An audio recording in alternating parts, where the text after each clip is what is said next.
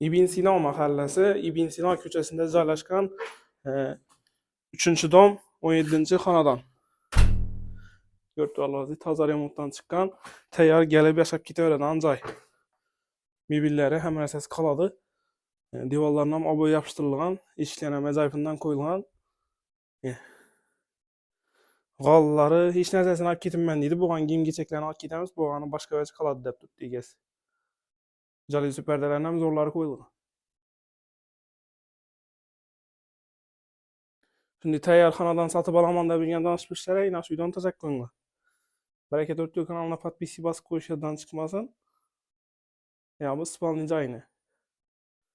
Spalni joydan bir tez o'rdiribdi. Keyin bir de sanuzellar ham toza remontlangan, kafellar ham yaxshilari bosilgan. Yurtdorlaringiz. Bir de kir mashina. Eshigini ham zo'ri qo'yilgan. Gazdan, svetdan, suvdan muammo yo'q. Maktab, tesisot hamma narsa yaqin. Kuxonli mebellar ham qoladi, yine gazni yonib turishi. Gaz zo'r. Xolodilnik ham qoladi, gaz plita, kuxonli mebel hamma narsasi qoladi. Tayyor kelib yashab ketaverasizlar. Yani aristollari, issiq sovuq suvdan muammo yo'q. Keyin bir de zal bor. Konditsioner ham bor zalda. Konditsioneri, televizori kelib, xudo xolasa bemalol oilaviy yashayverasizlar. Egasini nomerini videonun sarlavhasida yozib qoldiramiz, bemalol aloqa chiqaverasizlar. Narxini agardan bo'lsak, narxi 350 million so'm aytilib turibdi. 1-2 so'm xayriyadan qaytib kelishib beriladi, dokumentlari 100% taq. Oboylar ham zo'rindan qo'yilgan. Вообще gap yo'q. Chotki. Bu yanda balkon. Oriental ko'na prokuraturaning arkasi.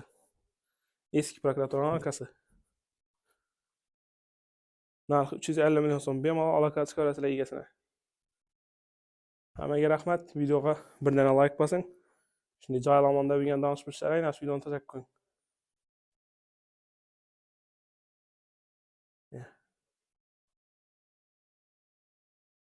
Konditsioner ham Zemalita konditsioner. Yine kuxnyasi qaytadan yana bir marta ko'rsatib o'tamiz.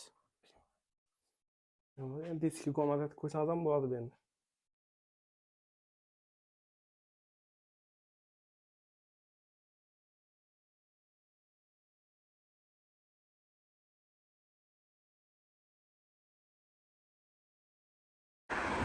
Bir yan tarafımız 42 Sporot taraftan gelesiz.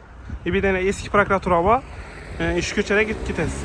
Bir yan tarafımız Misahana tarafa git. İş köçede. Köna prokuratura'dan gidip gelesiz. 10 kolda birinci köçe. Şöyle işi doğumlarının arka tabanında. Şu aralıktan girip barladan yer var. Şuradan girip barasız.